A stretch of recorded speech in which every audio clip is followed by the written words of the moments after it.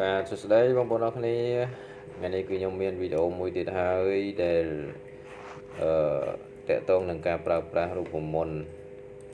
មួយប៉ុន្តែគឺយើងប្រើ5លក្ខខណ្ឌណាអញ្ចឹងរូបមន្តនេះគឺយើងទាញយកទិន្នន័យពី shift data ហ្នឹងមកជា shift ថ្មីមួយទៀតឥឡូវគឺរូបមន្តហ្នឹងគេឲ្យឈ្មោះថារូបមន្ត query ឥឡូវខ្ញុំនឹងធ្វើអូខេ Q U E O Y អូខេរូបមន្តនេះបងប្អូនអញ្ចឹងគឺបងប្អូនត្រូវតែធ្វើការ select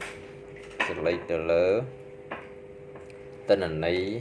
ដែលបងប្អូនចង់ទាញទៅនឹងហើយតមកទៀតវងកញ្ចក់នេះគឺលក្ខខណ្ឌសាមញ្ញអញ្ចឹងទិន្នន័យទាំងអស់ហ្នឹងគឺវាមកសិតថ្មីណាឥឡូវនេះគឺលក្ខខណ្ឌទី2លក្ខខណ្ឌទី1គឺយើងយកទិន្នន័យមកទាំងអស់លក្ខខណ្ឌទី2គឺយើងយកតែ column ណាដែលយើងចង់យកទេណាឥឡូវលក្ខខណ្ឌទី2គឺខ្ញុំយកតែ4 column នេះទេណា4 column នេះទេអញ្ចឹងគឺលក្ខខណ្ឌទី2គឺយើងដាក់ comma មួយមកហើយយើងដាក់ថ្មីកណ្ដុរមួយវាយពាក្យថា select column ណាខ្លះ A B C D ណាអញ្ចឹងយើងយក4លក្ខខណ្ឌហ្នឹងមកវងកញ្ចក់ធម្មតា enter អូខេសុំទោសបងណាយើងវងកញ្ចក់អូខេវងយើងដាក់ថ្មីកណ្ដុរហើយបានវងកញ្ចក់អញ្ចឹងវាមកហើយ4 column ណាអញ្ចឹងអានេះគឺលក្ខខណ្ឌមួយដែលយើងកំណត់យក column តែយើងចង់បានប្រមាណ column អានេះលក្ខខណ្ឌទី2ណាអញ្ចឹងយើងយកប្រមាណ4 column អញ្ចឹងចុះឥឡូវខ្ញុំយក5 column ណាអូខេ5 column ចុះលក្ខខណ្ឌទី3ណាលក្ខខណ្ឌទី3គឺយើង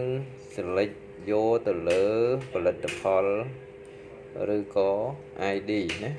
យើង ID អីវានៅលាយគ្នាទាំងអស់ប៉ុន្តែយើងចង់បានតែ ID មួយទេឬក៏ឈ្មោះមួយទេឥ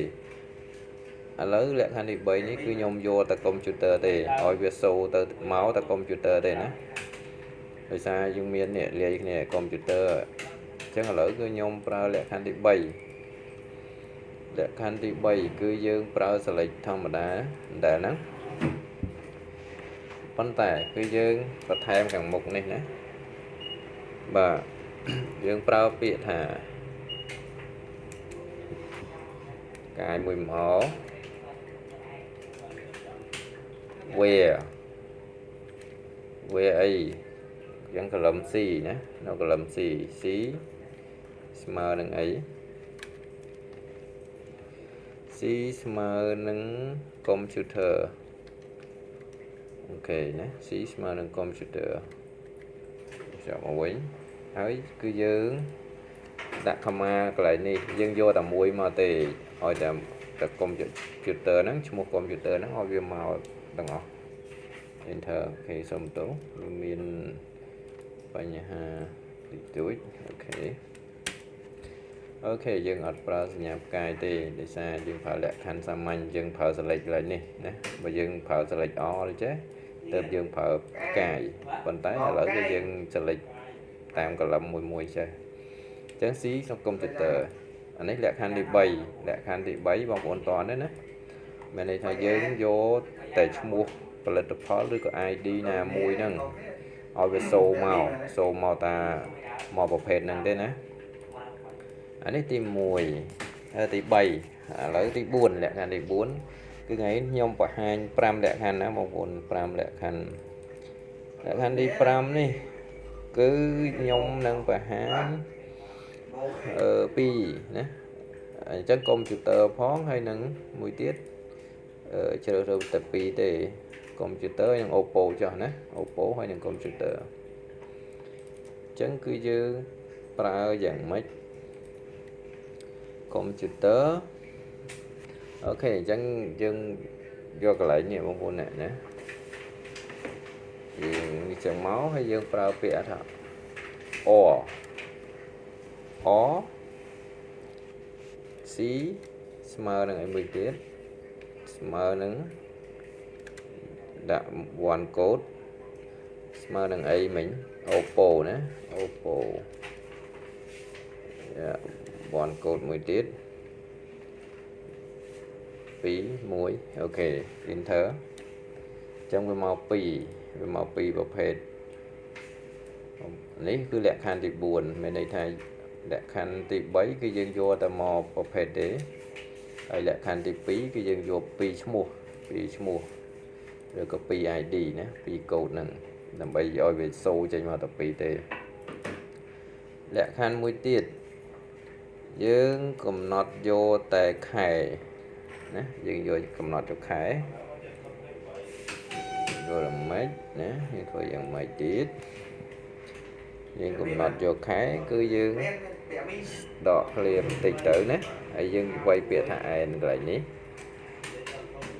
n អីកលឹមមួយណាខែគឺនៅកលឹម f ណា f កលឹម f ស្មើនឹងអីស្មើនឹងខែ1ណានៅខែ2ចុះខ្ញុំយកខែ2KF ស្មើនឹងខែ2មកនេះយើងយកដល់ F ដែរអូខេឥឡូវយើងទាញមើលអូខេយើង select A B C D E F អញ្ចឹងកលឹមដែលខែហ្នឹងគឺវានៅនេះវានៅអក្សរ F អញ្ចឹងយើងយកតែខែ2ដែរឲ្យវាសូមកជាមួយគ្នាហ្នឹងឲ្យវាសូខែ2មកand J ស្មើនឹង okay sorry វាមានកំហុសតិចតួច F ស្មើនឹង